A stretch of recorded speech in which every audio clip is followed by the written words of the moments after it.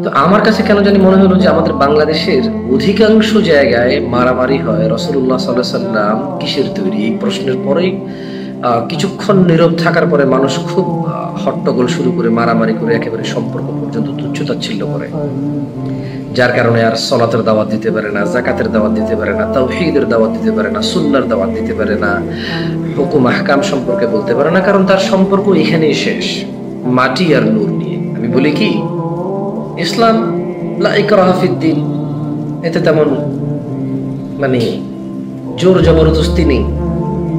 আমার মনে হয় কি রাসূলুল্লাহ সাল্লাল্লাহু আলাইহি ওয়াসাল্লাম নূর, এতে কোনো সন্দেহ নেই। প্রত্যেকটা ভালো জিনিস নূর, আলো, জ্যোতি। কোথাও জুলুম চলতেছে, আপনি ওখানে গিয়ে অন্যায়টা থামালেন, ভালো উপদেশ দিলেন, ওদেরকে পরিবর্তন করার জন্য সহযোগিতা করলেন, আপনি ওখানে মূলত নূর, আলোই ছড়ালেন। কারণ অন্ধকার চলে গেল, জুলুম চলে গেল, হারাম চলে গেল, হালাল প্রবেশ করলো, নূর প্রবেশ করলো। বুঝে আসছে? আল্লাহ সুবহানাহু ওয়া তাআলা রাসূলুল্লাহ সাল্লাল্লাহু আলাইহি ওয়াসাল্লামকে মানুষ বলতে বলেছেন আমাদের কাছে, তিনি সাল্লাল্লাহু আলাইহি ওয়াসাল্লাম নিজেকে মানুষই বলেছেন আমাদের কাছে, আর আমাদেরও উচিত ওনাকে মানুষ হিসেবেই জানা। মানুষ হিসেবে জানলে, মানুষকে আল্লাহ যা দিয়ে বানাইছে তা আল্লাহ মুহাম্মদ সাল্লাল্লাহু আলাইহি ওয়াসাল্লামকে দিয়ে বানাইছে।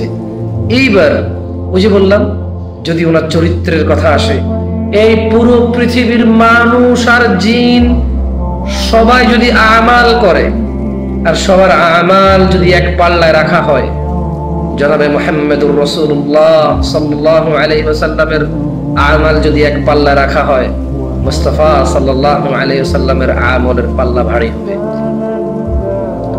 এই পুরো পৃথিবীর মানুষের চরিত্র যদি এক পাল্লায় রাখা হয়, গুনাহগুণ এক পাল্লায় রাখা হয়, আর আমার রাসূল সাল্লাল্লাহু আলাইহি ওয়াসাল্লামের চরিত্র আর গুনাহগুণ এক পাল্লায় রাখা হয়, ইনশাআল্লাহ আমার নবী মুহাম্মদ রাসূলুল্লাহ সাল্লাল্লাহু আলাইহি ওয়াসাল্লামের পাল্লা ভারী হবে। এতে কোনো সন্দেহ নেই, এতে কোনো সন্দেহ নেই, কোনো সন্দেহ নেই। কিন্তু ওনাকে আমরা নূর হিসেবে জানবো, আমরা হিদায়াত হিসেবে জানবো, আমরা রহমত হিসেবে জানবো, আমরা তাকওয়া হিসেবে জানবো, আমরা এগুলো হিসেবে জানবো। কিন্তু যখন বলবো যে উনি কিসের, তখন আমরা বলবো উনি মানুষ। আমাদের মাটি আর নূর বলার দরকার নাই তো, যখন ওনার কিসের, উনি কি, উনি মানুষ।